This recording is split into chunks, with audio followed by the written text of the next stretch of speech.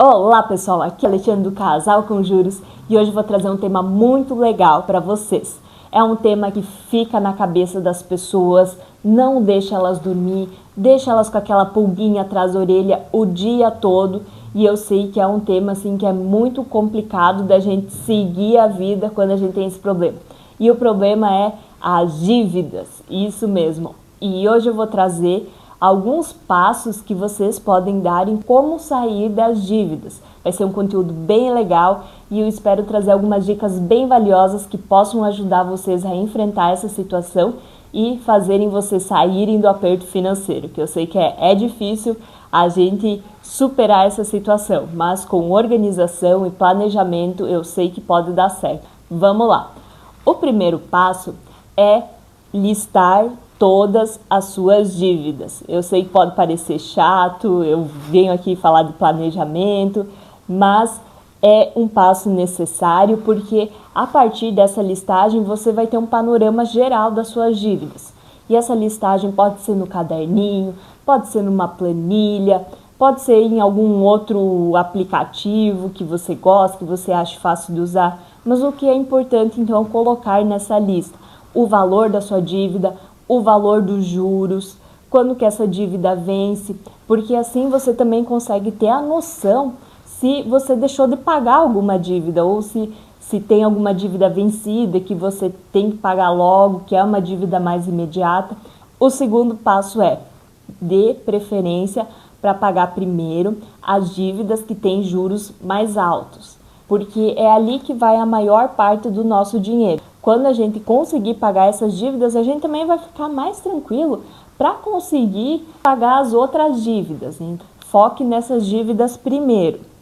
Depois, crie um orçamento realista. O que é criar esse orçamento realista? Esse orçamento, ele significa identificar todas as entradas que a gente tem na nossa casa e todas as saídas que a gente tem. Eu já fiz um vídeo aqui falando de orçamento doméstico, se você quiser pode olhar lá, que também vai trazer uma planilha para vocês, que vai ajudar vocês nessa gestão do seu orçamento. É importante fazer esse levantamento, porque você vai poder ver os seus gastos com saúde, educação, alimentação, aluguel, escola, e você vai ter uma noção de onde está indo a maior parte dos seus recursos. E também você vai poder ter uma noção de quais são os gastos mais supérfluos que você pode cortar. Quarto passo, adote um estilo de vida mais minimalista e corte gastos. Dependendo do tamanho da sua dívida, esse corte de gastos ele vai ter que ser maior ou menor. Quanto maior a sua dívida, então maior vai ter que ser o corte de gastos, né? Nesse sentido, a gente vai ter que fazer um mapeamento ali das coisas que são desnecessárias no seu orçamento. Às vezes vai ter que cortar as idas ao restaurante no final de semana, vai ter que cortar algumas compras, às vezes as compras de algumas roupas ou alguns outros objetos que sejam mais caros e que não são essencialmente necessários. Abrir mão às vezes num serviço, às vezes você tem alguma pessoa ali que vai ajudar a fazer a faxina da casa, às vezes você vai ter que abrir mão dela também. Então é um estilo de vida que você vai ter que pensar profundamente se aquela coisa realmente é necessária. E depois mais, quando passar essa situação, você pode voltar então a fazer as suas compras, pode voltar a sair para jantar, pode contratar de volta a faxineira, mas são algumas sugestões para vocês terem um dinheiro de forma mais imediata a fim de quitar suas dívidas. Outro ponto também, gerar renda extra.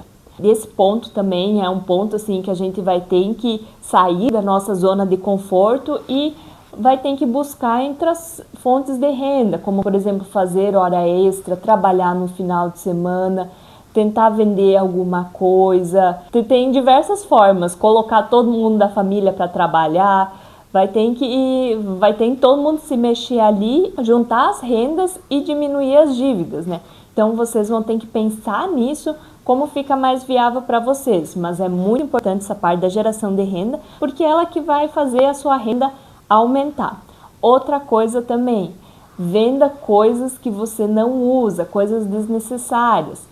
Dê uma olhada na sua casa e provavelmente você vai identificar alguma coisa que você não usa há 1 ano, há 2 anos e que está lá parada só juntando pó.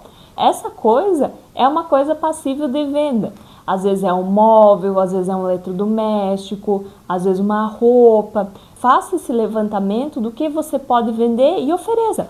Ofereça para sua família, ofereça no Facebook. Hoje em dia já tem aquele pessoal que cria perfis no Instagram só para desapego. É uma iniciativa legal também para vender roupa. Comece a dar esse giro dentro da sua casa. E por outro lado, você despacha as coisas velhas de forma a abrir as portas para vir coisas novas no futuro, né? O nosso 7º passo é para você vender bens com valores maiores. Por exemplo, você tem uma moto que você usa para ir para o seu trabalho. Uma das nossas sugestões é que você venda essa moto para obter um valor maior ali de uma vez e compre uma outra moto, às vezes usada ou financiada. E isso vai fazer com que você consiga, com o dinheiro da venda, quitar várias dívidas de uma vez só e também pagar o valor do financiamento. Às vezes essa pode ser uma boa alternativa para você. Outra coisa também, negocie com os credores. Vai lá, converse com a pessoa com quem você está devendo, ligue para ela. Ó, credor, eu estou montando aqui um plano, quero pagar minha dívida, mas será que tem como você dar um desconto? Será que tem como você fazer parcelado?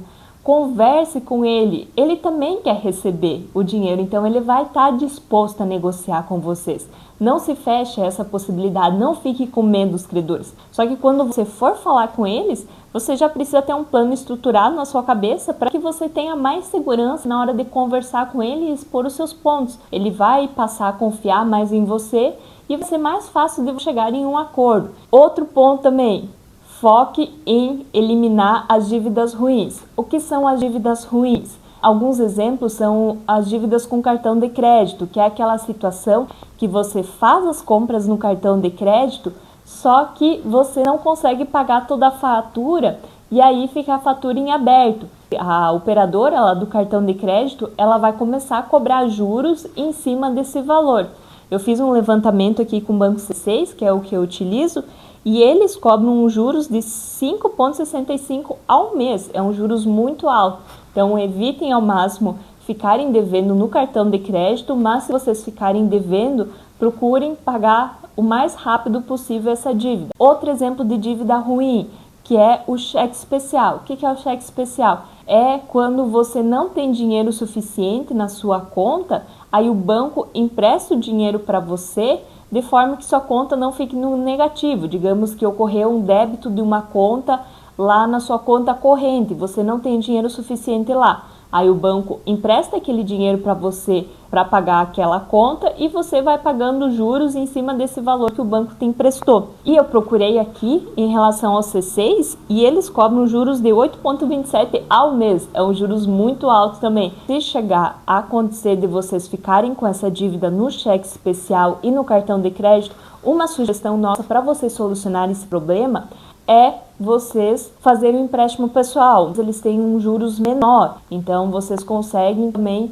trocar uma dívida pela outra e conseguem então pagar menos juros também. É uma das possibilidades, não é a melhor, mas vocês conseguem ter um jogo de cintura nessa questão. E nossa 10ª dica é: mantenha o controle. A gente sabe aqui que é difícil viver com uma vida mais restrita, é difícil abrir mão de coisas que a gente gosta, de coisas que a gente quer, mas é necessário, porque quando a gente vive com dívidas, a gente vive com a corda no pescoço, a gente não consegue dormir porque a gente não sabe como vai ser o amanhã. E nosso último tópico em relação a esse assunto é: vão acompanhando canais que nem o nosso, leiam livros, pesquisem,